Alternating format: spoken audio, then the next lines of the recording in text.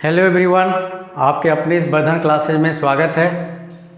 पिछले क्लास में हम लोग सिलेबस के बारे में अध्ययन किया था और अब हम लोग चैप्टर बाय चैप्टर शुरू करते हैं, है ना। सिलेबस तो हम लोग समझ लिए क्या क्या हम लोग को 11वीं क्लास में पढ़ना है।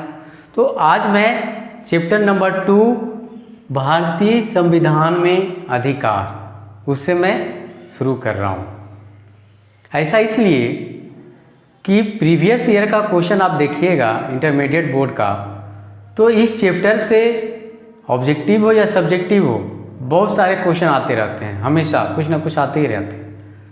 तो इस हिसाब से भी और राजनीतिक व्यवस्था के हिसाब से भी यह चैप्टर काफ़ी महत्वपूर्ण है, इसलिए हम इसी चैप्टर से शुरू किया है और धीरे धीरे सारे चैप्टर क्रमशः समाप्त होंगे। तो आते हैं चैप्टर पे। जैसा कि नाम से हम देख रहे हैं, भारतीय संविधान में अधिकार, यानी कि वैसा अधिकार जो कि भारत के संविधान के द्वारा दिया गया है। और वैसे अधिकार को क्या कहते हैं? फंडामेंटल राइट, यानी कि मौलिक अधिकार, है ना। तो आज का जो वीडियो है, जो सेशन है, उसमें हम मौलिक अधिकार का अर्थ, विशेषताएं, इसकी आवश्यकता क्यों पड़ी, ये सब के बारे में विस्तृत रूप से अध्ययन करेंगे। इसमें हम समानता यानी कि कह सकते हैं कि मौलिक अधिकार का वर्गीकरण के बारे में अध्ययन आज नहीं करेंगे। इसको नेक्स्ट वीडियो में हम लोग अध्ययन करेंगे, या कौन से भाग में है, किस देश से लिया गया है, ये सब बाद में हम लोग अध्ययन करेंगे। इससे पहले जरूरी ये समझना है कि मौलिक अधिकार क्या है, मौलिक अधिकार क्या एवं क्यों, मौलिक अधिकार क्या है, इसकी आवश्यकता क्या क्यों पड़ी, इसका डिफिनेशन क्या है ना। तो मौलिक अधिकार जो है एक सापेक्षिक रूप से परिभाषा देना तो उचित है, लेकिन निरपेक्षिक यानी एब्सोल्यूट डिफिनीशन इसका संभव नहीं है। क्यों नहीं संभव है? क्योंकि प्रत्येक देश के भौगोलिक स्थितियां, है ना, भू राजनीतिक स्थितियां, वहाँ के लोग, वहाँ की कल्चर, वहाँ की सोचने की क्षमता, बहुत सारी चीज़ जो हैं वो निर्भर करती है। वहाँ के लोगों की पहनावा, बहुत सारी सोच है, जिसके कारण एक उचित वैसा परिभाषा जो सारे देश पर लागू हो, यह संभव नहीं है। आप ही एक देखिए, अपने मोहल्ले में किसी घर में आप क्या देखते हैं कि उस अमुक घर में यदि कोई व्यक्ति लेट नाइट आता जाता है तो कोई पाबंदी नहीं है। तो इस तरह से उस घर में यह राइट बन गया, है ना, कि लेट आओ लेट जाओ, कोई दिक्कत नहीं है। लेकिन वही दूसरे घर में आप देखते होंगे, या आपने खुद अपने घर में देखते होंगे कि यदि आप थोड़ा लेट आ गए रात में, तो गार्डियन लोग डंडा लेके खड़े हैं, कहाँ गया है, आने तो उसको बताते हैं, पढ़ता लिखता कुछ नहीं, बस घूमते रहता है। होता है कि नहीं? ये फेस करना पड़ता होगा। तो आपके घर में क्या हुआ? ये राइट नहीं है ना। तो यही मैं देख रहा हूँ कि अलग अलग घर में अलग अलग सोच के लोग हैं, तो वहाँ अधिकार अलग अलग हो गया। उसी तरह से डिफरेंट कंट्री जो होती है, वहाँ की अलग अलग परिस्थितियाँ हैं, तो वहाँ के मौलिक अधिकार अलग अलग टाइप की है। इसलिए मैं कहा कि मौलिक अधिकार का एक ऐसा डिफिनीशन देना जो सारे कंट्री पर लागू हो, संभव नहीं है। फिर भी हमें तो केवल भारत के संदर्भ में पढ़ना है ना, भारत के संदर्भ में पढ़ना। मौलिक अधिकार जो होती है वह सकारात्मक भी हो सकती है, नकारात्मक भी हो सकती है। सकारात्मक इस संदर्भ में और नकारात्मक इस संदर्भ में कि यदि कोई अधिकार में, वह ऐसा अधिकार जो है जिसमें सरकार हस्तक्षेप नहीं करती है, सरकार हस्तक्षेप नहीं करती है, तो वह नकारात्मक अधिकार हो गया। वैसा अधिकार जिसमें सरकार हस्तक्षेप करती है जनता की भलाई के लिए, तो वह सकारात्मक अधिकार हो गया। कुछ अधिकार जो होते हैं नैसर्गिक होते हैं, नेचुरल राइट होते हैं, कुछ जो होते हैं कानूनी विधिक रूप में होते हैं, है ना। जैसे कि संपत्ति का अधिकार कानूनी अधिकार, या उपभोक्ता का अधिकार ये कानूनी अधिकार है, ये संविधान में उल्लिखित नहीं है। पहले संपत्ति का अधिकार जो था वह मौलिक अधिकार था, लेकिन वर्तमान समय में यह कानूनी अधिकार रह गया है। संपत्ति का अधिकार आगे मैं पढ़ाऊंगा डिटेल से। तो फिलहाल हम देखते हैं कि मौलिक अधिकार का विशेषताएं क्या है ना। मौलिक अधिकार की विशेषताएं क्या है? तो मौलिक अधिकार वह वैसा अधिकार है जो कि वहाँ के नागरिक एवं व्यक्तियों को मानसिक, भौतिक एवं नैतिक परिस्थितियाँ उत्पन्न करती है, जिससे वहाँ के नागरिक एवं व्यक्तियों का सर्वांगीण विकास होता है। लाइट भी कट गया। चलिए कोई बात नहीं। अब हम देखते हैं कि मानसिक परिस्थितियाँ क्या है। मानसिक परिस्थितियाँ क्या हैं? मानसिक परिस्थितियाँ क्या है? तो मानसिक परिस्थितियाँ वह है कि जिसमें शिक्षा संबंधी अधिकार, शिक्षा संबंधी अधिकार या प्राथमिक शिक्षा का अधिकार,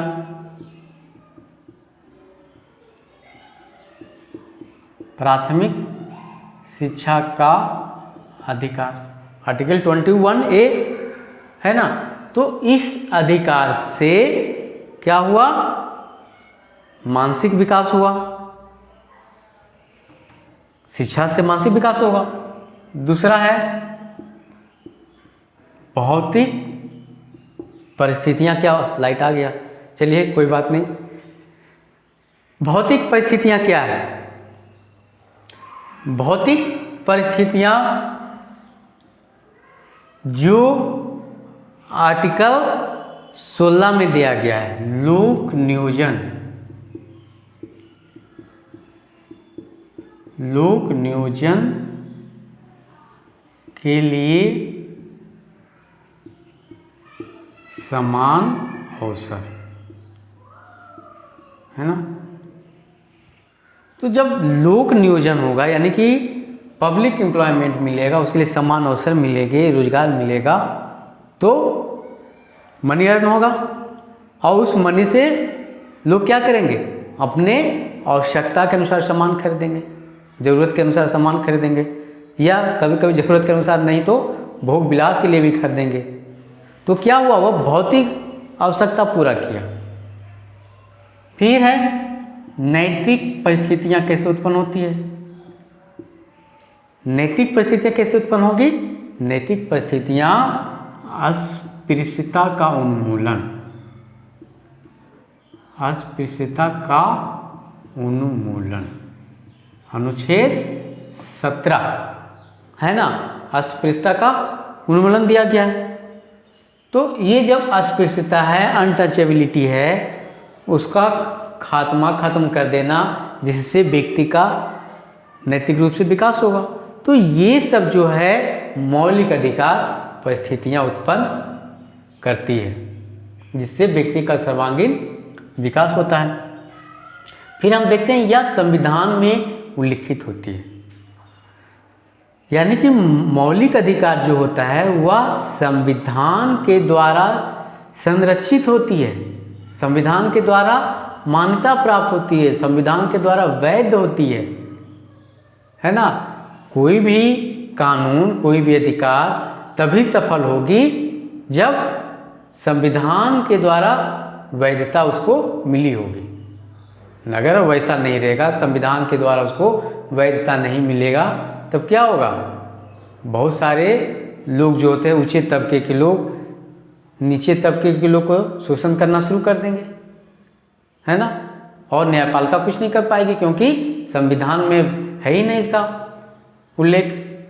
तो इसलिए यह संविधान में उल्लेखित किया गया है, संविधान से वैधता प्राप्त है कि मौलिक अधिकार का उल्लंघन नहीं हो सकता है।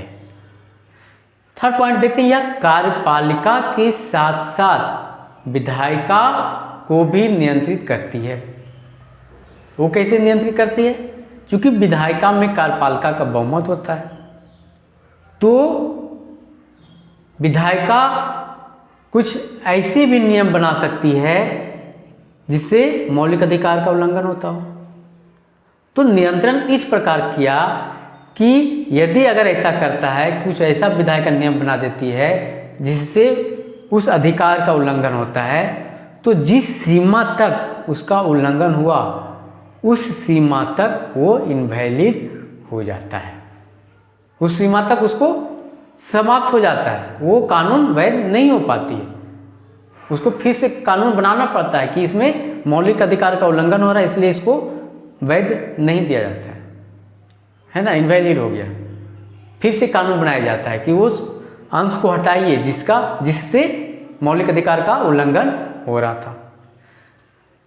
इसमें मौलिक अधिकार, नेक्स्ट हम देखते हैं कि मौलिक अधिकार में परिवर्तन करने की जब जरूरत पड़ती है तो ऐसे परिवर्तन नहीं होता है। इसमें संविधान में संशोधन के द्वारा ही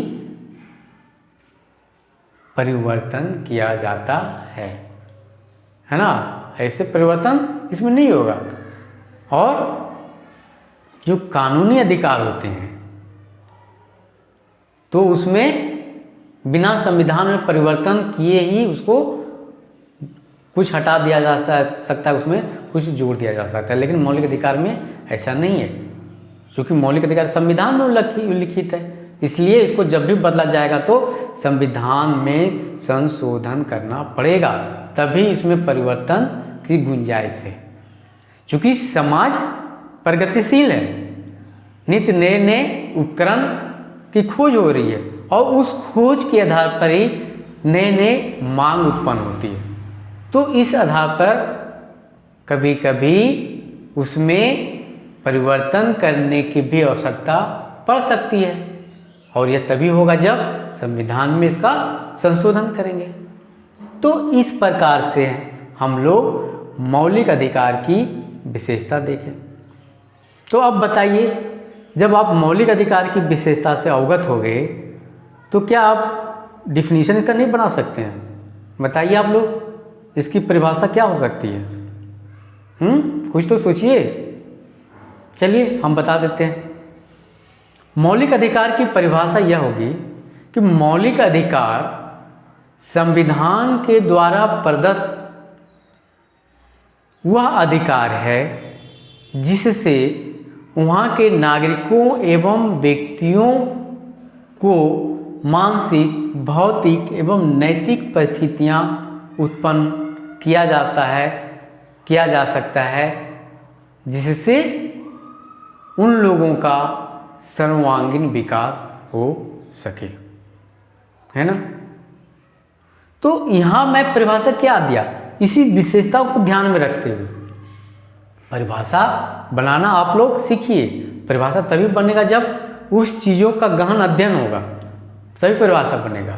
परिभाषा ये कोई नहीं होता कि जो मैं पढ़ा रहा हूँ या जो आप कहीं से पढ़ रहे हैं उसी को रट लो, ऐसा नहीं होता है। थोड़ा दिमाग को साफ कीजिए, विश्लेषणात्मक रूप से सोचिए कि जो जो मुख्य बिंदु है, मौलिक अधिकार का जो मुख्य बिंदु है वो डिफिनीशन में आ जाना चाहिए। हो गया उसका परिभाषा। कोई बच्चा यह भी बोल सकता है कि मौलिक अधिकार संविधान के द्वारा दिया गया हुआ अधिकार है जिससे व्यक्तियों का विकास होता है, वो भी सही है कि नहीं। कोई तीसरा आदमी व्यक्ति ये भी बोल सकता है कि मौलिक अधिकार वह अधिकार है जिसमें संशोधन, परिवर्तन करने के लिए संविधान में संशोधन करना पड़ता है, तो वो भी सही है। बस ध्यान ये देना चाहिए कि जब भी आप परिभाषा तय करें, जब भी परिभाषा बनाएं, तो उस परिभाषा में मुख्य जो बिंदु हैं, उसकी जो सीमाएं हैं वो उसमें आ जाए। परिभाषा सटीक हो गया तो परिभाषा बनाना आप लोग भी सीखिए। चलिए अब मैं अगले बिंदु पर आता हूँ कि मौलिक अधिकार की आवश्यकता क्यों पड़ी, है ना। मौलिक अधिकार की जरूरत क्यों पड़े? क्या बात है, मौलिक अधिकार अगर नहीं रहता तो कुछ तो बात होगा, तभी तो मौलिक अधिकार संविधान में दिया गया। चलिए हम बात करते हैं। मौलिक अधिकार की आवश्यकता इसलिए पड़ी कि जब हमारा देश आज़ाद हुआ था, कब आज़ाद हुआ था? 15 अगस्त 1947 ईस्वी में, राइट। 15 अगस्त 1947 ईस्वी में, उस समय आप देखिएगा, किताबों में पढ़िएगा तो पता चलेगा कि उस समय की आर्थिक स्थितियाँ काफ़ी दयनीय थी एवं वहाँ के लोग निरक्षर थे। भारत के लोग उस समय काफ़ी निरक्षर थे, साक्षर नहीं थे। तो संविधान निर्माताओं को यह लगा कि इसी की आड़ में, निरक्षरता की आड़ में या आर्थिक स्थिति दयनीय है, इसी की आड़ में कोई सरकार ऐसा ना हो कि यहाँ के नागरिकों का कुछ अधिकार छीन ले सरकार, या राजनीतिक अधिकार ना दे। क्योंकि निरक्षर है, वो कुछ अपना अधिकार जानती ही नहीं है। जब अधिकार आपको मालूम ही नहीं रहेगा तो आप गवर्नमेंट से क्या मांग कीजिएगा? नहीं ना। इसीलिए संविधान निर्माता थोड़ा दूरदर्शी थे। अच्छी बात है, दूरदर्शी होना चाहिए। सोचिए कि उस 1947 ईस्वी और अभी 2023 ईस्वी जो अभी तक ही लागू हो रहा है कि ये सही सोच था इनका। इसीलिए इसकी संविधान निर्माता ने ये सोचा कि इसको क्यों ना हम इस अधिकार को संविधान में ही लिख दें, जिससे इसकी उल्लंघन ना हो एवं नागरिकों का कोई भी सरकार आए इसको ब्लैकमेल ना कर सके, है ना। इसीलिए मौलिक अधिकार की आवश्यकता संविधान में पड़ी। समझ गए?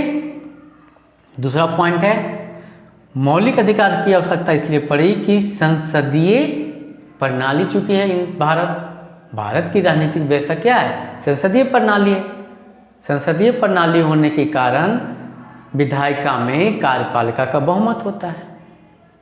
तो जब बहुमत है तो ऐसा भी हो सकता है कि विधायिका के लोग कुछ ऐसे नियम बना दे जिससे नागरिकों का अधिकार का उल्लंघन हो जाए। बना देगा, क्योंकि संविधान में तो है नहीं, बना सकते हैं ना। तो जब ऐसा नियम बन जाएगा तो नागरिकों को गरिमा का ठेस पहुंचेगा, सर्वांगीण विकास में बाधा आएगी। तो उस समय के संविधान निर्माताओं ने सोचा कि क्यों न इसको हम संविधान में ही लिख दें। इसीलिए इसकी मौलिक अधिकार की आवश्यकता पड़ी। ये भी एक रीजन है। थर्ड रीजन है, चूंकि भारत जो है संघात्मक पद्धति पर आधारित है, यानी कि प्रांतीय स्तर और संघीय स्तर पर सरकार है। तो यहाँ ये भी तो हो सकता है कि कोई प्रांत ऐसा कानून बना दे जिससे व्यक्ति के अधिकार का शोषण हो जाए। नागरिक कुछ नहीं कर पाएगी, कुछ कर पाएगी नहीं ना, क्योंकि जब संविधान में ही नहीं है तो क्या कर पाएगी नागरिक। इसलिए संविधान निर्माताओं को लगा कि क्यों ना हम संविधान में ही इस अधिकार का वर्णन कर दें जिससे कोई भी प्रांत इसका उल्लंघन ना कर सके। इसलिए मौलिक अधिकार की आवश्यकता पड़ी। और नेक्स्ट पॉइंट, 4 पॉइंट है धार्मिक विविधता के कारण। क्योंकि भारत का भौगोलिक स्थितियां काफ़ी विशाल है, यहाँ काफ़ी धर्म, बहुत सारे धर्म के लोग यहाँ रहते हैं, नस्लीय विविधता यहाँ ज़्यादा है ना, बहुत सारे संप्रदाय के लोग यहाँ रहते हैं। तो ऐसा भी हो सकता है कि किसी क्षेत्र विशेष में सरकार बनाने में बहुसंख्यक संप्रदाय का योगदान ज़्यादा हो और अल्पसंख्यक संप्रदाय का योगदान कम ही रहेगा, क्योंकि वो ऑलरेडी अल्पसंख्यक हैं, कम संख्या में हैं, तो सरकार निर्माण करने में उनका योगदान कम ही रहेगा। तो सरकार ये भी सोच सकती है कि चूँकि अल्पसंख्यक लोगों का हमें ज़्यादा सरकार बनाने में योगदान नहीं मिलता है, इससे ज़्यादा फायदा नहीं होती है, तो क्यों ना हम कुछ ऐसा नियम बनाए जिससे केवल बहुसंख्यक को ही फायदा हो, अल्पसंख्यक के लोगों को फायदा ना हो, है ना। ऐसा होता है कि नहीं होता है? अक्सर आप देखते होंगे गांव में, ग्राम पंचायत में या नगर पंचायत में भी देखते होंगे, नगर पालिका में कहीं कहीं देखते होंगे आप कि मुखिया का जब चुनाव होता है तो क्या होता है कि मुखिया का जिससे लड़ाई झगड़ा चलता है या एक किसी क्षेत्र विशेष के लोग, उनको लगता है कि इस क्षेत्र के विशेष के लोग मेरा वोट नहीं दिए हैं, मेरी सरकार बनाने में उनका योगदान नहीं है, तो उसको वो इग्नोर कर देता, वहाँ लाइट की व्यवस्था नहीं करेगा, जो नाली है वो बनाने में हिचकिचाहट होगी, होती है कि नहीं, उसको उपेक्षित कर दिया जाता है। हालांकि ये तो होना नहीं चाहिए, लेकिन हम लोग व्यवहारिक रूप में ये अक्सर हम लोग फेस करते हैं। तो संविधान निर्माता भी ये सोचे कि ऐसा हो सकता है जिससे अल्पसंख्यक लोगों की गरिमा का ठेस पहुंचेगा, तो क्यों ना हम इसको संविधान में ही लिख दिया जाए, जिससे इसमें किसी व्यक्ति का उल्लंघन, मौलिक अधिकार का उल्लंघन ना हो, है ना। नेक्स्ट जो अब यहाँ पर एक चीज़ है कि बहुसंख्यक और अल्पसंख्यक, इसका क्या मतलब हुआ? बहुसंख्यक मतलब बहुसंख्यक संप्रदाय मतलब किसी क्षेत्र विशेष में वैसे संप्रदाय के लोग, वैसे धर्म के लोग जिनकी संख्या बहुत ज़्यादा हो, वो बहुसंख्यक कहलाते हैं। एवं दूसरी तरफ वैसे धर्म के लोग, वैसे संप्रदाय के लोग जिसकी संख्या कम होती है, वह अल्पसंख्यक कहलाती है। क्लियर? नेक्स्ट बिंदु है कि संविधान निर्माताओं को यह लगा कि यह नागरिकों को यह एहसास भी होना चाहिए, यह एहसास होना चाहिए कि विधि के समक्ष, यानी कि विधि के समक्ष सभी नागरिक जो हैं समान हैं। किसी खास व्यक्ति को कुछ ज़्यादा प्रिविलेजेस, कुछ ज़्यादा विशेष सुविधाएं नहीं दिया गया है, बल्कि संविधान में सभी नागरिक, चाहे अमीर हो चाहे गरीब हो, चाहे कोई भी धर्म के, कोई भी जाति के लोग हों, सभी इक्वल हैं, सभी समान हैं। तो संविधान निर्माताओं को लगा कि ऐसे अगर हम लिख देंगे संविधान में, तो इससे हमारे जनता को, हमारे नागरिकों को यह लगेगा कि संविधान जो है सभी लोगों के लिए एक है कि नहीं। तो इसी तरह से आज का सेशन हमारा यह समाप्त हुआ और अगले सेशन में हम लोग मौलिक अधिकार के क्लासिफिकेशन के बारे में विस्तृत रूप से चर्चा करेंगे। और जो मैं अभी आपको बताया उसको आप अच्छे से समझिए, है ना, उसको अच्छे से समझिए, कभी कभी नोट भी करते जाइए, वीडियो को पॉज कीजिए, पॉज करके लिखिए, स्क्रीनशॉट ले लीजिए।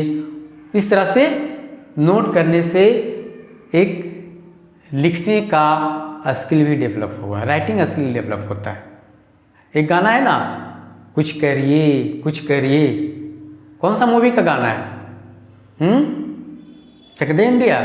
हाँ, सही कह रहे हैं, चक दे इंडिया गाना है। देखिए उधर से कोई बोल रहे हैं कि शाहरुख खान की मूवी है, बहुत अच्छी बात है, ये आप लोग जान रहे हैं। और इसी तरह से पढ़ाई भी होनी चाहिए, इसी तरह से पढ़ाई भी याद होनी चाहिए, केवल याद ही नहीं, उसको समझना चाहिए।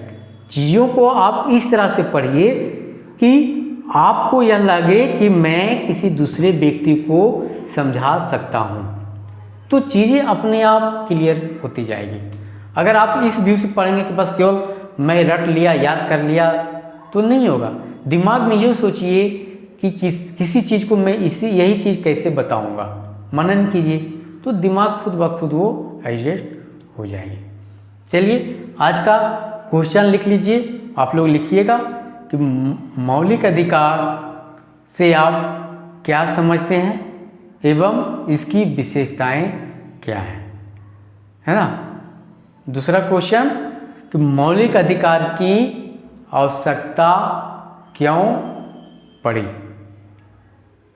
ओके, चलिए मिलते हैं अगले वीडियो में। Thank you watching for this channel. Bye bye.